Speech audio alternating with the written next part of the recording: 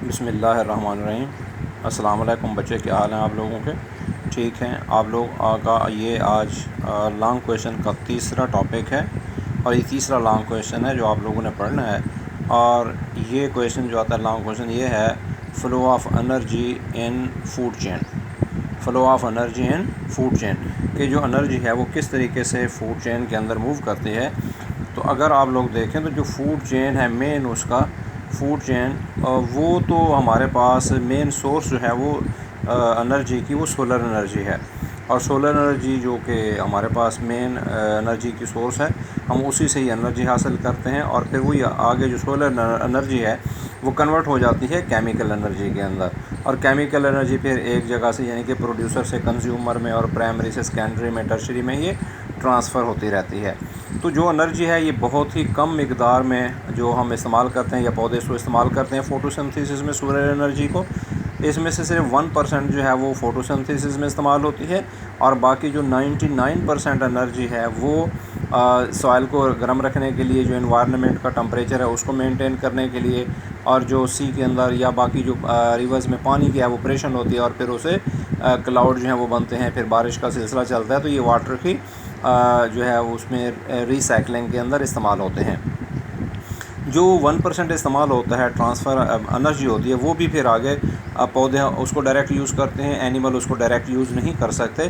वही फिर जो प्लांट्स हैं वो उसको इस्तेमाल करेंगे उसको फोटोसिंथेसिस में, फिर वही जो फोटोसिंथेसिस वाली एनर्जी है वो केमिकल एनर्जी में कन्वर्ट होगी, फिर वो आगे मुख्तलिफ़ ऑर्गेनिज़म्स के अंदर ट्रांसफ़र होती जाएगी और फिर एंड में जो एनर्जी थोड़ी सी बचेगी वो डिकम्पोज़र इस्तेमाल कर लेंगे और जो डिकम्पोज़र हैं वो फिर वहाँ से आगे एनर्जी हासिल करने के बाद बाकी चीज़ों को डिकम्पोज़ कर लेंगे।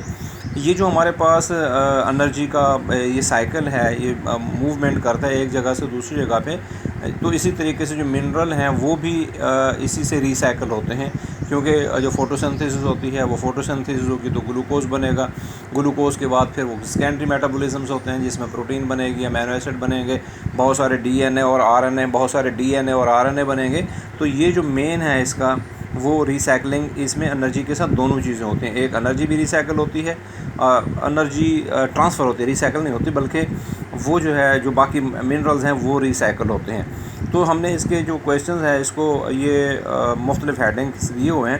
पहली जो इसकी हेडिंग है वो है मेन सोर्स ऑफ एनर्जी। तो मेन सोर्स ऑफ एनर्जी कौन सी, वो पहले बता चुका हूँ कि हमारे पास जो मेन सोर्स ऑफ एनर्जी है वो सोलर एनर्जी है। Energy in the form of radiant heat. Radiant heat हम क्योंकि हमें ये रेडिएशन लाइट की शक्ल में और हीट की शक्ल में एनर्जी मिलती है। And light from the sun flows, और ये सूरज वाली रोशनी है फ़्लो करती है through an ecosystems passing through the different trophic level, मुख्तलिफ ट्रॉफिक लेवल से वो पास होती है। And radiate against back into the जो है वो आउटर स्पेस, और बहुत सारी एनर्जी जो है ये आउटर स्पेस में, जो मैंने 99% बताई, ये फिर वही आउटर स्पेस में चली जाती है, ज़मीन को गर्म करेगी, फिर रेडिएशन से वापस चली जाएगी जो कि इन्वायरमेंट में जाके उसका टेम्परेचर बढ़ाएगी। दूसरी जो इसकी हेडिंग है वो है ग्रास प्राइमरी प्रोडक्शन। अब ये ग्रास प्राइमरी प्रोडक्शन क्या है, जो फोटोसिंथेसिस होनी है और उसके अंदर जितना भी सूरज की रोशनी इस्तेमाल होगी वो ग्रास प्राइमरी प्रोडक्शन होती है। अब इस ग्रास प्राइमरी प्रोडक्शन को हम किस तरीके से मेजर करते हैं, या तो इसके अंदर कार्बन डाइऑक्साइड की कंजम्पशन को देखते हैं या इसके अंदर ऑक्सीजन जो है उसकी फार्मेशन ये रिलीज़ होती है फोटोसिंथेसिस के बदले में, उससे हम अंदाज़ा करते हैं कि कितना एनर्जी है वो डायरेक्ट इस्तेमाल हुई है। तो ये जो डायरेक्ट एनर्जी इस्तेमाल होती है इसे हम कहते हैं प्राइमरी, ग्रास प्राइमरी प्रोडक्शन कहलाती है। The total amount of energy fixed by plant fix का मतलब जो फोटोसिंथेसिस करते हैं during photosynthesis is called grass primary production. फिर उसके बाद जो दूसरी है वो है नेट प्राइमरी प्रोडक्शन। अब ग्रास प्राइमरी प्रोडक्शन तो पौधे ने जितना इस्तेमाल कर लिया, जितना उसको बना लिया, फोटोसिंथेसिस कर लिया, लेकिन पौधे की अपनी ज़रूरियात भी तो होती हैं जिसके अंदर उसने जो है अपने आप में जो है वो एक्टिव ट्रांसपोर्ट के लिए उसको एनर्जी चाहिए होती है, या अपनी रेस्पिरेशन के लिए जो वो एनर्जी लेता है। तो वो अपनी जितना भी ज़रूरत है उसको पूरी करने के बाद बाकी जो एनर्जी बचती है उसको अपने अंदर स्टोर कर लेता है प्लांट्स की शक्ल में। जो प्लांट का बायोमास होता है, बायोमास का मतलब जितना भी प्लांट्स हैं, उसके लीफ हैं, उसके रूट हैं, उसका स्टेम है और उसकी जड़ें वगैरह हैं, वो जितना भी टोटल है उसे हम बायोमास कहते हैं। और वो सब साफ ज़रा कि उसके अंदर जो है वो काफ़ी मिकदार में केमिकल एनर्जी जो वो मौजूद होती है वुड की शक्ल में, फ्रूट की शक्ल में। तो ये बायो जो है वो मास कहलाता है और इसको हम कहते हैं नेट प्राइमरी प्रोडक्शन कहलाती है। अगर आप देखें इस पे तो यहाँ पे आप लोगों को एक जो है वो साइकिल नज़र आ रहा है जिसके अंदर आप देखें कि सोलर एनर्जी है। सोलर एनर्जी में जो 99% एनर्जी है वो तो स्पेस में चली जाती है उसको हीट करने के लिए। 1% एनर्जी जो है वो फोटोसिंथेसिस में इस्तेमाल होती है। जो प्राइमरी प्रोड्यूसर्स हैं वो इसको इस्तेमाल करते हैं। प्राइमरी प्रोड्यूसर तो नहीं, जो प्रोड्यूसर्स हैं टोटल वही इस्तेमाल करेंगे इसको। अब जितना 1% जो उन्होंने इस्तेमाल किया तो उसको उन्होंने फोटोसिंथेसिस में, अब उसमें से 9% 90%, वैसे ये 90 है, यहाँ पर 80 to 90 होता है, तो 90% जो है वो अपने इस्तेमाल के लिए उसको इस्तेमाल करते हैं और बाकी जो 10% है वो नेक्स्ट ट्रॉफिक लेवल के लिए उसको स्टोर कर लेते हैं। तो वो 10% जो वो अगले ट्रॉफिक लेवल में, यानी कि जो प्राइमरी प्रोड्यूसर्स हैं उसमें प्राइमरी कंज्यूमर, वहाँ ट्रांसफ़र हो जाएगी।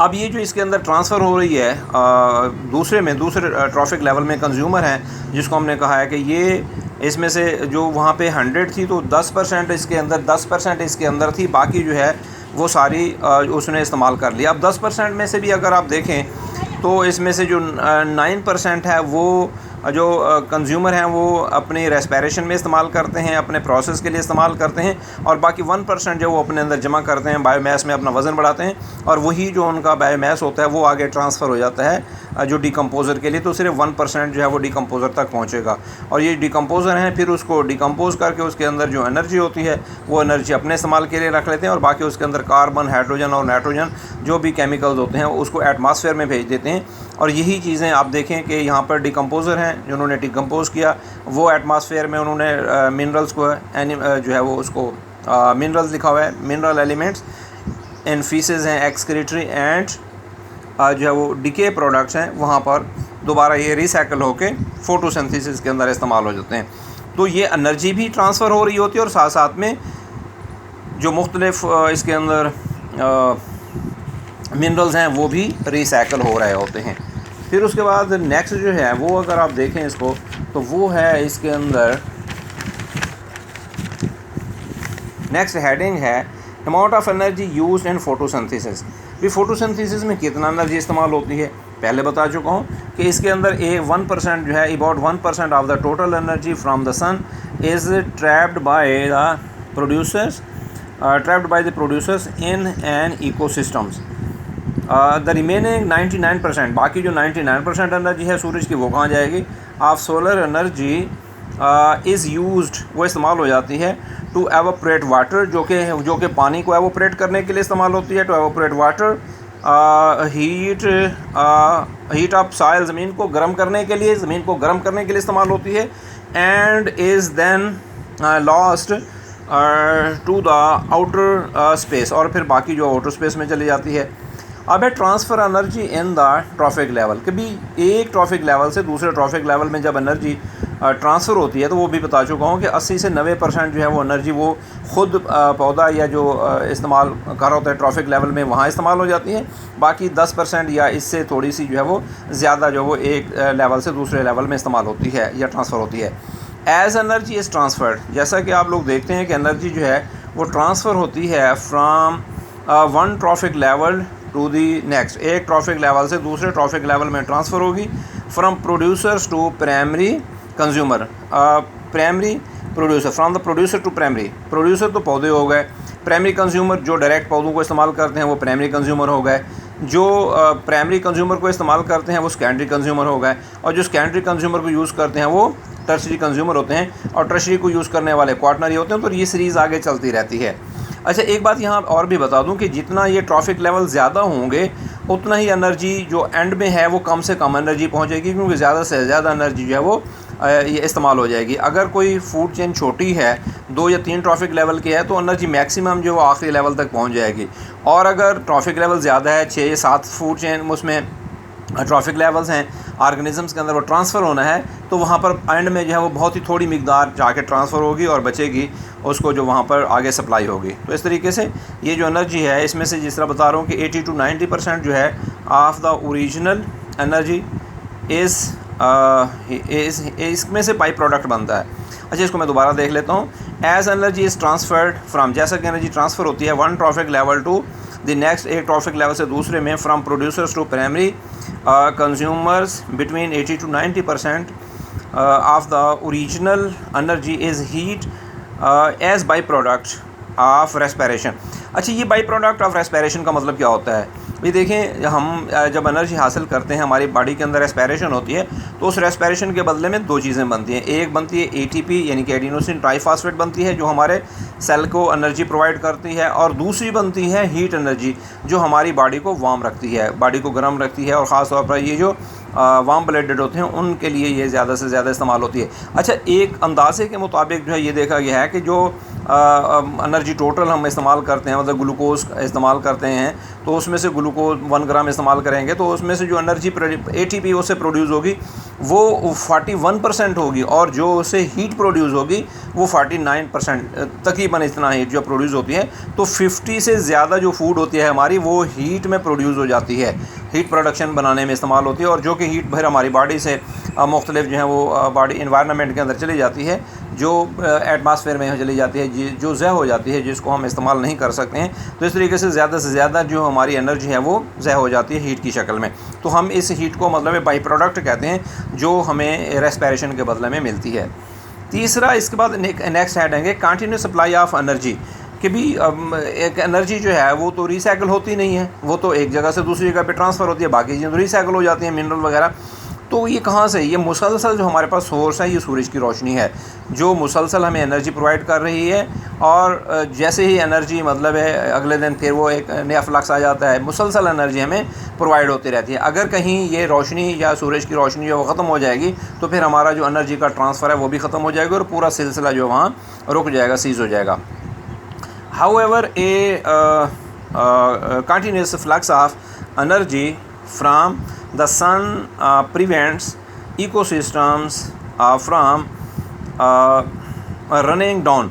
तो ये जो पूरा सिस्टम है इसको चलाने के लिए इस्तेमाल होता है, और इसको ख़त्म नहीं होने देता। अगर ये एनर्जी ख़त्म हो जाएगी तो फिर पूरा इकोसिस्टम भी क्लोज़ हो जाएगा।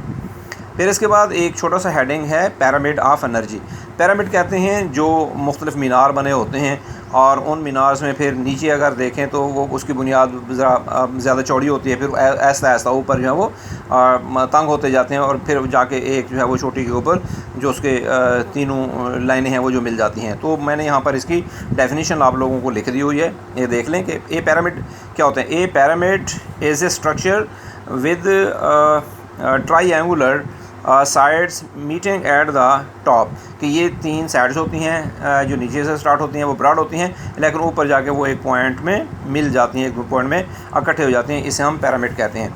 अब जो पिरामिड है वो हम शो करना चाहते हैं कि एनर्जी कैसे ट्रांसफ़र होती है और कहाँ से कहाँ एनर्जी जो है वो निकल जाती है या आगे मूव करती है, यही हम पिरामिड देखना चाहते हैं। तो यहाँ पर आप लोगों को एक पिरामिड नज़र आ रहा है कि जिसके अंदर आप देख सकते हैं कि जो प्रोड्यूसर हैं वो हमारे पास 10,000 हैं, तो 10,000 किलो कैलोरीज एनर्जी उनके अंदर मौजूद होती है। फिर जब वो जो प्राइमरी कंज्यूमर में जाते हैं जो कि ग्रास पर है, तो वहाँ पर सिर्फ जो है वो 1,000 रह जाती है, और उसके बाद यही जो 1,000 है वो आगे जब सेकेंडरी कंज्यूमर में रेड में चली जाती है तो वो सिर्फ 100 रह जाती है, और फिर आगे वही एनर्जी जो वो स्नैक में चली जाती है तो वो सिर्फ 10% रह जाती है। तो नीचे देखें एनर्जी का लेवल ज़्यादा है, फिर आहिस्ता आहिस्ता ऊपर जो वो शार्ट होता जा रहा है। तो ये एक पिरामिड ऑफ एनर्जी का जो हमने दिखाया हुआ है।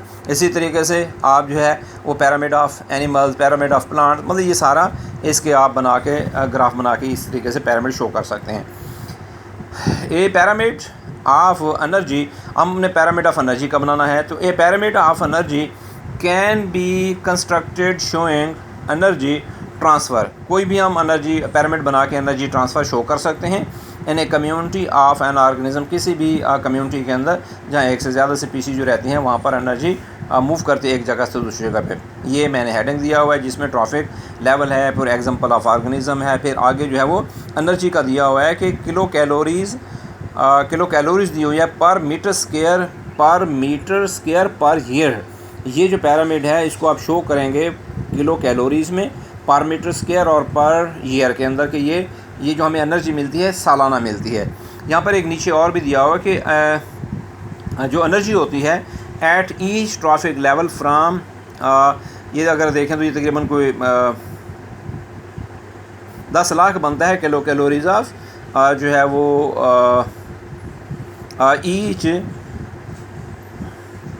ईच मीटर है पर each metre square per year कि जो हमें लाइट मिलती है वो या हीट की शक्ल में मिलती है, वो हमें एनर्जी मिलती है 10 लाख मिलती है 1 मीटर स्क्वायर में सालाना। जो सूरज की एनर्जी मिलती है एक साल में 1 मीटर स्क्वायर के ऊपर वो 10 लाख कैलोरीज होती है। और उसमें से फिर पौधे जो उसी एरिया के अंदर 1 मीटर के अंदर जो एनर्जी बनाने वाले फोटोसिंथेसिस करने वाले पौधे होते हैं वो तकरीबन को एनर्जी को फिक्स करते हैं, तो वो 10 लाख कैलोरीज को स्टोर करते हैं, फिर वो 10,000 को, और फिर वो जो 10,000 है वो आगे ट्रांसफ़र होते हो पहले देख चुके हैं कि उसमें 1,000 बनेगी, फिर 100 बनेगी और 10 उसमें बन जाएगी। एंड में इसकी हेडिंग है कि आप लोगों ने कि इसके अंदर जो है वो importance of short food chain, जो शार्ट फूड चेन है उसकी अहमियत क्या होती है वो पहले बता चुका हूँ कि अगर शार्ट चेन होगी तो एनर्जी जो आखिरी लेवल है उसमें ज़्यादा से ज़्यादा एनर्जी बच जाएगी, और अगर जो कम है ज़्यादा ट्रैफिक लेवल हैं तो फिर उसमें एनर्जी कम बचेगी। सपोज़ कि इसी अगर डायग्राम को देखें तो ये सिर्फ 2 या 3 चेन की होती, रैट तक होती, तो यहाँ पर जो एनर्जी है रैट तक पहुँचती वो 100 पहुँचती, लेकिन क्योंकि ये 4 की है तो इस वजह से उससे अगले लेवल में ये 10 पे पहुँची है, और अगर ये इससे अगले लेवल में जाएगी तो सिर्फ वो 1% जाके एनर्जी जो है वो 1 किलो कैलोरी जाके बचेगी। तो इस तरीके से जितना लेवल बढ़ते जाएंगे ट्रैफिक लेवल उतना एंड वाले में एनर्जी कम होती जाएगी, और अगर ट्रैफिक लेवल कम होते जाएंगे तो एनर्जी जो वो ज़्यादा से ज़्यादा जो है वो स्टोर होती जाएगी, क्योंकि जो एनर्जी है वो ज़्यादा कम जगहों पे तकसीम होती है, तो इस वजह से वो कम से कम जगहों पे तकसीम होने से एनर्जी ज़्यादा बच जाती है। और अगर वो एक से दूसरे में, दूसरे से तीसरे में, और ये आगे ट्रांसफ़र होती जाए, कोई 10 तक चले जाए तो एंड में जाते जाते कुछ भी नहीं बचेगा। तो शार्ट चेन की यही जो है वो हमारे पास इसका फ़ायदा होता है कि जो शार्ट चेन है उसके अंदर ज़्यादा एनर्जी बच जाती है। A short food chains of 2 or 3 links support है कम्युनिटी मोर एफिशिएंटली, वो ज़्यादा अच्छे तरीके से उसको सपोर्ट करती है then a long chain of 5 links. ये 2 या 3 वाली तो आसान है, लेकिन अगर 5 चेन वाली है वेयर मच ऑफ द जो ओरिजिनल एनर्जी होती है from the producers would never reach those organisms at higher trophic level पे वो खुराक नहीं पहुंच पाती है। Decomposers are able to obtain energy by converting plant and animals tissues and waste into organic minerals, या आप एनर्जी साइकिल के अंदर एनर्जी साइकिल कह रहा हूँ, नाइट्रोजन साइकिल के अंदर आप लोगों ने इसकी काफ़ी डिटेल पढ़ चुकी है कि किस तरीके से बैक्टीरिया जो उसको डीनेट्रीफाई करते हैं या उसकी नेट्रिफिकेशन करते हैं।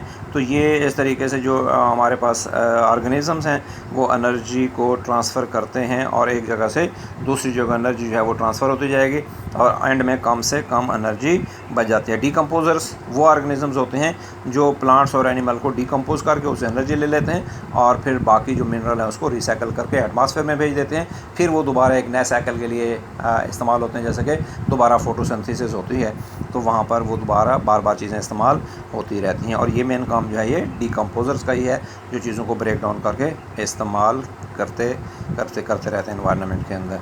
तो अगर आप लोगों ने कुछ इसमें से पूछना है पूछ लें। अब ये तीसरा क्वेश्चन है, लॉन्ग क्वेश्चन है, इसको अच्छे तरीके से तैयार कर लें, बाकी 1 या 2 शायद लेक्चर हो जाएंगे जिसमें कुछ पीछे रहने वाले जो शॉर्ट क्वेश्चन हैं वो मैंने आप लोगों को करवा देना है। अगर कोई सवाल पूछना है तो आप लोगों के पास मेरा नंबर है, आप लोग व्हाट्सएप कर सकते हैं, मुझे फ़ोन करके पूछ सकते हैं। अल्लाह हाफ़िज़।